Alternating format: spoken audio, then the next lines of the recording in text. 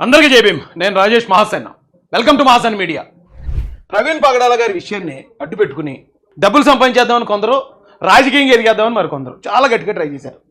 పాపం హర్ష్ కుమార్ గారిని చూస్తుంటే జాలేస్తుంది నాకు. ఇందాకైతే ఏడుపు వచ్చింది ఆయన చూసినప్పుడు నాకు.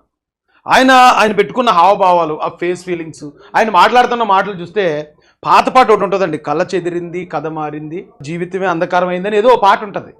ఆ పాట గుర్తొచ్చిందండి నాకు. నిజంగా ఆశా నిరాశేనా మిగిలింది చింతేనా, ఇలాంటి డైలాగులన్నీ నాకు హర్ష్ కుమార్ గారు ఫేస్ చూస్తే కనిపించేయండి.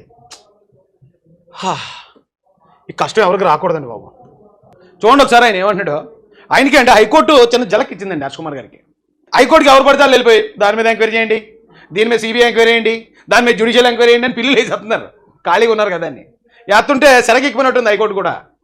ఎక్కిపోయి జడ్జి గారు ఎవరు అన్నారంటే ఆయన కూడా మంచి టైమింగ్ ఉన్న జడ్జి గారు అయి ఉంటారు. సరే తప్పకుండా చేద్దాం హర్ష్ కుమార్ గారు, మీరు ఏం చెప్తే చేద్దాం, ముందు మీరు పని చేయండి, ఒక 5 లక్షలు డిపాజిట్ కట్టండి కోర్టుకి. మీకు క్లియర్గా మీకు తెలుసు కదా అది మడ్రని, కాబట్టి మీకు అంత నమ్మకం ఉంటే ఒక 5 లక్షలు డిపాజిట్ కట్టండి వేద్దాం అన్నాడు. వెంటనే అన్నకి మబ్బిడిపోయింది. ఇదే రా, నేనేదో ఆవిడ చేద్దాం, లేకపోతే ఈ క్రిస్టియన్స్ని రెచ్చగొడదాం, ఏదో రాజకీయంగా ఉపయోగించుకుందాం అంటే ఇదేంటి జడ్జి గారు 5 లక్షలు అడుగుతున్నారు నన్ను. ఈ 5 లక్షలు కడితే ఎలాగా పోతుంది, ఎందుకంటే అది హత్య కాదు, అది యాక్సిడెంటే, సాక్ష్యాలన్నీ గవర్నమెంట్ సమర్పించేస్తుంది. నేనేదో జస్ట్ షో టైం చేద్దాం, షో ఆఫ్ చేద్దాం అనుకుంటే షో ఆఫ్గా 5 లక్షలు అడుగుతున్నారు ఏంటని చెప్పి అన్నకి చిన్నగా మెడకపడింది. అయితే ఆయన వచ్చాడు మీడియా ముందుకి.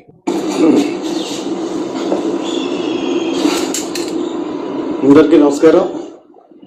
ఎప్పుడు అగ్రెసివ్గా ఎవరు అధికారంలో ఉంటే వాళ్ళని తిట్టుకుంటూ అలా ఉంటే హర్ష్ కుమార్ గారు జాలిగా వచ్చారండి వేళ. నాకు కూడా ఇంతకుముందు ఆయన ఒకసారి చంద్రబాబు నాయుడు గారి గురించి ఏదో కొంచెం మాట తూలినప్పుడు నాకు కోపం వచ్చింది, నేను అగ్రెసివ్గా వెళ్ళాను. కానీ ఇప్పుడు చూస్తూ ఉంటే నాకు ఏంటో యేసుప్రభు శిష్యులు చూసినట్టు అనిపిస్తుందండి. అలా ఉంది ఆయన ఫేస్. అరే ఇంత ప్లెయిన్గా, ఇంత శాంతి సమాధానంతో అన్న మళ్ళీ క్రిస్టియన్ లాంగ్వేజ్ మాట్లాడుతున్నాడండి. అరే ఎంత మార్పు, ప్రవీణ్ గారు యాక్సిడెంట్ ఈయనలో ఎంత మార్పు తీసుకొచ్చిందంటే ప్రైజ్ ద లార్డ్. ఏమంటాడు చూద్దారండి. ఒక విషయం గురించి మీరు ముందుకు వస్తున్నారు. ప్రవీణ్ పగడాలని, మాస్టర్ ప్రవీణ్ పగడాలు గారిని మర్చిపోయారా? అందరూ మర్చిపోయారా?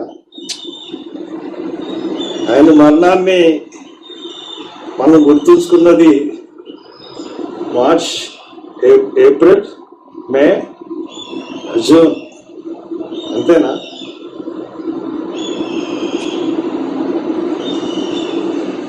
అస్సలు కాదు. ప్రవీణ్ పగడాల మరణం అన్నది ప్రతి క్రైస్తవ గుండెలో కూడా ఒక దహించు అగ్ని.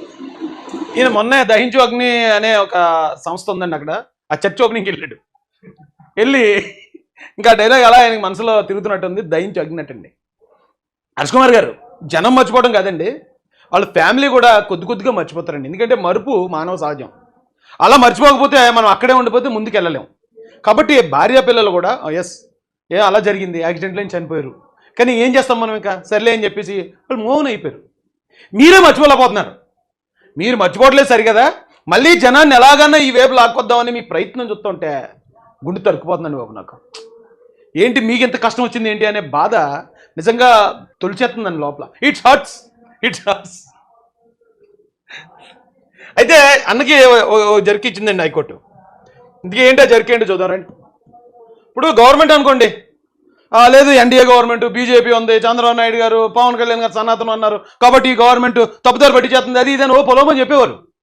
మరి ఇప్పుడు హైకోర్టును కూడా అంటారా? మరి అలాగా హైకోర్టు కూడా అదే చేస్తుంది అంటారా? ఎవరన్నా ఇవ్వండి స్టేట్మెంట్. ఈ గవర్నమెంట్ మీద ఇచ్చినంత ఈజీగా ఉండదు హైకోర్టు మీద ఇస్తేండి. ఏమండి, పాస్టర్ ప్రవీణ్ హత్యకు గురయ్యారనేందుకు ఆధారాలు ఉన్నాయా? హర్ష్ కుమార్ గారు వెళ్ళారు, జ్యుడిషియల్ ఎంక్వైరీ చేసేయండి, రీపోస్ట్ మార్టం చేసేయండి, మళ్ళీ ఇచ్చేసేయండి, అన్ని చేసేయండి, సింపులే కదా, మాట కదండి. అడిగేశారు రాసేసి, బాబు అన్నిటికీ ఆధారాలు ఉన్నాయా అని అడిగారట ఫస్ట్. దాంతోపాటు మాజీ ఎంపీ హర్ష్ కుమార్ని ప్రశ్నించిన హైకోర్టు, మద్యం దుకాణం వద్ద ప్రవీణ్ ఉన్నట్లు, వాహనం నడిపినట్లు ఆధారాలు ఉన్నాయని వ్యాఖ్య. 5 లక్షలు జమ చేయాలని ఆదేశం. మద్యం దుకాణం దగ్గర ఆయన ఉన్నాడు, ఆయన ఫోన్పే నుంచి వెళ్ళింది, ఆయన సీసీ కెమెరాలో పడ్డాడు. తాగి డ్రైవ్ చేయడం అనేది డేంజరస్ కాంబినేషను, యాక్సిడెంట్ అవడానికి అవకాశం ఉంది. కాదంటారా? ఇది హత్య అంటారా? ఒక 5 లక్షలు డిపాజిట్ చేయండి, ఎంక్వైరీ చేద్దాం అన్నారట. పాస్టర్ ప్రవీణ్ పగడాల హత్యకు గురయ్యారనేందుకు మీ దగ్గర ఆధారాలు ఉన్నాయా అని మాజీ ఎంపీ హర్ష్ కుమార్ను హైకోర్టు సూటిగా ప్రశ్నించింది. మద్యం దుకాణం వద్ద ప్రవీణ్ ఉన్నట్లు ఫోటోలు, ఆ తర్వాత వాహనం నడిపినట్లు ఆధారాలు ఉన్నాయని, ఈ రెండు చర్యలు ప్రమాదకర కలయిక, అంటే డేంజరస్ కాంబినేషన్ అని వ్యాఖ్యానించింది. పిల్లు వేయడానికి మీరేమీ ప్రవీణ్ కుటుంబ సభ్యులు కాదు కదా అని ప్రశ్నించింది. ఇప్పటికే ఈ వ్యవహారంపై 2 పిల్స్ దాఖలయ్యాయని, మరో పిల్లు వేయాల్సిన అవసరం ఏముందని వ్యాఖ్యానించింది. హైకోర్టు రిజిస్ట్రీ వద్ద 2 వారాల్లో 5 లక్షలు జమ చేయాలని హర్ష్ కుమార్ను ఆదేశించింది. సొమ్ము జమ చేశాక పిల్పై విచారణ జరుపుతామని స్పష్టం చేసింది. సొమ్ము జమ చేసిన వెంటనే రీపోస్ట్ మార్టం చేసేయండి, లేకపోతే ఎంక్వైరీ చేసేయండి అని ఇవ్వరటండి. అప్పుడు దాని మీద విచారణ చేస్తారట. విచారణ అంతా జరిగాక అప్పుడు ఆ విచారణకు ఆదేశించాలా లేదా రీపోస్ట్ మార్టం ఇవ్వాలా లేదా అనేది ఆలోచించుకుని ఒకవేళ వద్దు అనిపిస్తే వద్దు అంటారు. ఈ 5 లక్షలు అంఫట్ గవర్నమెంట్ ఖాతాలోకి వెళ్ళి పేద ప్రజలకు ఉపయోగపడతాయి. మంచి పని అది కూడా. ఏమండి, దీన్ని విచారణ జరుగుతుందని స్పష్టం చేసింది. గతంలో దాఖలైన వ్యాజ్యాలతో దీన్ని జత చేయాలని రిజిస్ట్రీని ఆదేశించింది. హైకోర్టు ప్రధాన న్యాయమూర్తి జస్టిస్ ధీరజ్ సింగ్ ఠాకూర్, జస్టిస్ చేమలపాటి రవితో కూడిన ధర్మాసనం బుధవారం ఈ మేరకు ఉత్తర్వులు ఇచ్చింది. పాస్టర్ ప్రవీణ్ పగడాల మృతిపై హైకోర్టు జడ్జితో విచారణ జరిపించేలా రాష్ట్ర ప్రభుత్వాన్ని ఆదేశించాలంటూ మాజీ ఎంపీ హర్ష్ కుమార్ పిల్ దాఖలు చేశారు. న్యాయవాది పి బాల వాదనలు వినిపిస్తూ వాస్తవాలు వెలుగులోకి రావాలంటే మృతదేహానికి రీపోస్ట్ మార్టం నిర్వహించేలా ఆదేశించాలన్నారు. ధర్మాసనం స్పందిస్తూ హైకోర్టు రిజిస్ట్రీ వద్ద మళ్ళీ అదే రాశారు. అయితే మరి అప్పట్లో చాలా పెద్ద డైలాగ్ చెప్పాడండి ఈయన. తెలంగాణలో మా కాంగ్రెస్ గవర్నమెంట్ ఉంది, రేవంత్ రెడ్డితో ఇలా మాట్లాడిచానంటే అలా తవ్వి తీసి చేస్తారు, మొత్తం అందరినీ బయటలాగతాను. మరి ఆ మాటలు గాలి మాటలే.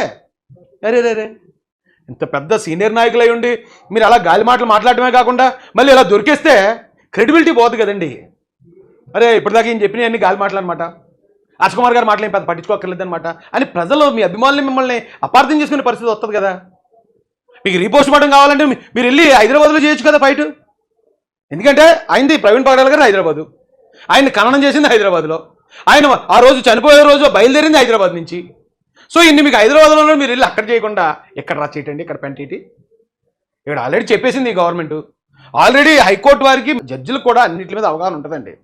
ఏ కేసు బర్న్ అవుతుంది, ఏ కేసు అన్నా బర్న్ అవుతుందంటే అక్కడ ఏమో చర్యలు తీసుకోవట్లేదంటే సుమోటోగా స్వీకరిద్దామా లేదా, దాని వివరాలు ఏంటని హైకోర్టు కూడా ఇంటర్నల్ ఎంక్వైరీ చేసుకుంటారు.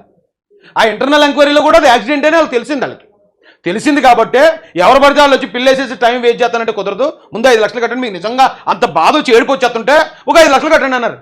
తప్పే ఉందండి, కట్టేయండి వెళ్ళి. అయినా హర్ష్ కుమార్ గారు 5 లక్షల గురించి ఆలోచిస్తున్నారేటండి, ఎలా వాడండి అంతే 5 లక్షలు వస్తే పోతే తర్వాత కూడా అది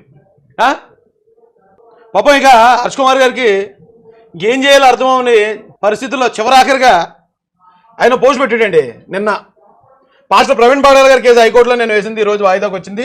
అదే రేపు పోస్ట్ మార్టం గురించి సిట్టింగ్ జడ్జి ఆధ్వర్యంలో ఇన్వెస్టిగేషన్ చేయాలని. కానీ గౌరవనీయులని జడ్జి గారు మాట్లాడుతూ చాలా మంది వేస్తున్నారు ఈ కేసు గురించి నేను వాదనలు వినాలంటే 5 లక్షలు డిపాజిట్ కట్టమన్నారు. 2 వారాలకు వాయిదా వేశారు, మీకు తెలియపరుస్తున్నానని ఒక ఫోటో పెట్టాడు. ఇక్కడ బాగా వైలెంట్గా ఉంది ఫోటో ఆర్ గ్రాఫిక్ కంటెంట్ అని చెప్పి దీన్ని ఫేస్బుక్ కూడా మూతేసాడు. ఎందుకు వేసాడు చెప్పనండి. ఆ ఫోటో ఎలాంటి ఫోటో పెట్టాడు తెలుసా హర్ష్ కుమార్ గారు? యాక్సిడెంట్ అయిన వెంటనే తీసిన ఫోటో ఒకటి ఉంటుంది చూడండి, ఫేస్ అంతా ఛిద్రం అయిపోయి ఇలా కదిలిపోయి బ్లడ్ తోటి. ఎందుకంటే రాయిని గుద్దుకున్నాడు కదా, ఆ రా ఫోటో వేసేసాడు. అంటే ఇది చూసైనా క్రిస్టియన్స్లో సెంటిమెంట్ కదలకపోతుందా? ఇది చూసైనా వాళ్ళు రెచ్చిపోకుండా ఉంటారా? ఇంకా ఆఖరాగం వాడారు రాజ్ కుమార్ గారు. పాపం వీడియో వచ్చి అప్పుడే మర్చిపోయారా, అప్పుడే అందరూ మర్చిపోయారా, అది జాలిగా. ఇక్కడేమో పాపం ఆయన రక్తశక్తమైన ముఖాన్ని వేసేసి ఎందుకు సార్ ఇదంతనే. ఇంకొక ఏదైనా పాయింట్ పట్టుకోండి, ఏదైనా పార్టీలో చేరండి. ఫస్ట్ ఏదో పార్టీ కండువా వేసుకోండి. మీరు వైసీపీలో చేరాలనుకుంటున్నారా చేరండి. వైసీపీ పార్టీ విధి విధానాలని మీరు చేరినండి మీకు ఖచ్చితంగా రాష్ట్ర ప్రధాన కార్యదర్శి పదవి ఇచ్చేస్తారు జగన్ గారు. అప్పుడు సజ్జల రామకృష్ణారెడ్డిని పక్కన కూర్చోబెట్టి మీరు మొత్తం పాలసీలన్నీ తీసుకెళ్ళండి. ఎందుకండి ఇలాంటివి? చీప్గా ఉంది కదండి. జనాలు తిట్టుకుంటున్నారు, అసహించుకుంటున్నారు. ఏదో మీరు లేకపోతే ఆ 3-4 పాస్టర్ల పేరు ఎత్తుకుని వచ్చిన దొంగలో వాళ్ళ మాటలు విని వాళ్ళనే అనుకోవట్లేదండి. వాళ్ళ వెనకాలన్న కులాన్ని మతాన్ని కూడా అపార్థం చేసుకుంటున్నారు ప్రజలు. తప్పు కదా సార్ ఇది. ఎందుకండి ఇలాంటి రాజకీయం? చచ్చా.